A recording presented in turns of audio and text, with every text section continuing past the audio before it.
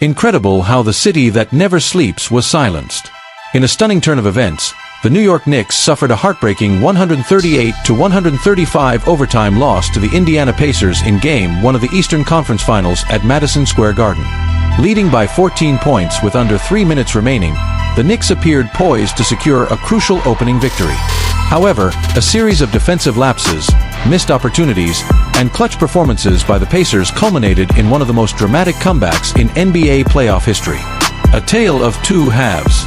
The Knicks showcased their offensive prowess early in the game, with Jalen Brunson and Karl-Anthony Towns combining for 78 points. Mikal Bridges contributed significantly in the first half, while OG Anunoby found his rhythm in the second. Defensively, New York managed to contain key Pacers players like Pascal Siakam and Miles Turner for stretches, forcing Indiana into isolation plays and disrupting their offensive flow. The collapse. Despite their strong performance, the Knicks' downfall began in the final minutes of regulation. Aaron Nesmith ignited the Pacers' rally by hitting 5 three-pointers in the closing moments, capitalizing on New York's defensive breakdowns. A critical turnover and missed free throw by Anunoby, along with a missed free throw by Towns, further opened the door for Indiana.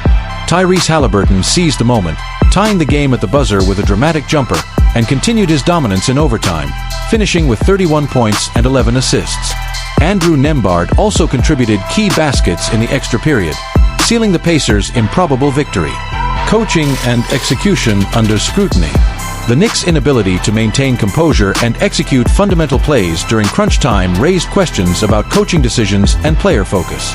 Coach Tom Thibodeau faced criticism for not effectively managing the game down the stretch, as the team failed to secure a bounce pass, commit strategic fouls, and defend backdoor cuts. The collapse was not only a result of the Pacers' resilience, but also a series of self-inflicted errors by New York. Historical context and rivalry renewed. This game rekindled the fierce playoff rivalry between the Knicks and Pacers, reminiscent of past battles marked by intensity and dramatic finishes. The Pacers' comeback victory added a new chapter to this storied history, highlighting the unpredictable nature of postseason basketball.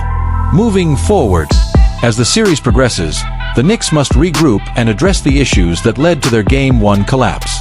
Replicating their dominant early performance while correcting late-game mistakes will be crucial to their chances of advancing. The Pacers, buoyed by their remarkable comeback, will look to build on this momentum in the upcoming games. Posting and toasting. Game 2 is set for Friday, with both teams aiming to assert control in what promises to be a fiercely contested series. He thought he was initially just going to pull up. Nesmith again. They've hit 6 straight threes, 5 of them by Nesmith on this run. Ball back and won the game. They can't sub anyone in. Or he's just going to run down the floor because you can't grab him. 1-point game, Hart to inbound. Brunson's got it. Oh, throws it away, but kicked up right there. Anunoby. It was a 14-point lead for the Knicks, 119. Oh, goodness. 2-point game. Indiana with it. Haliburton. They'll take it. They'll backpedal. A 3 for the win. And no! He got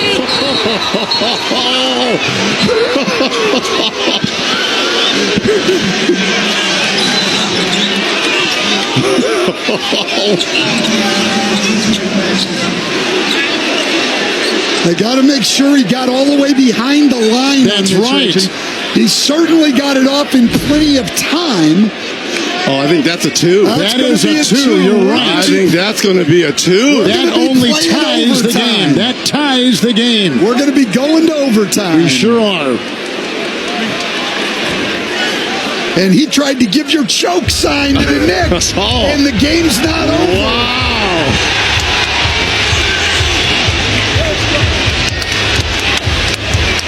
That toe on the line. Yep.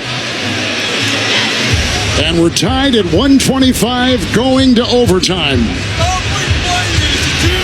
Is there any part of you that's kind of aware of the historical similarities between this game and I know Tyrese did the choke gesture, and the same thing with Reggie Miller on the call. Is there any part of you that's thinking about that, or can you process that as a New Yorker? I mean, it's our job to make history. So we're not here to repeat history. We're here to make history. So that doesn't pop into my mind. You know, I only think about the present and what we could do right now so we can make our own history. This is 360 Unplugged. I know you're tripping. Just give a like, comment, and hit the subscribe button for more update.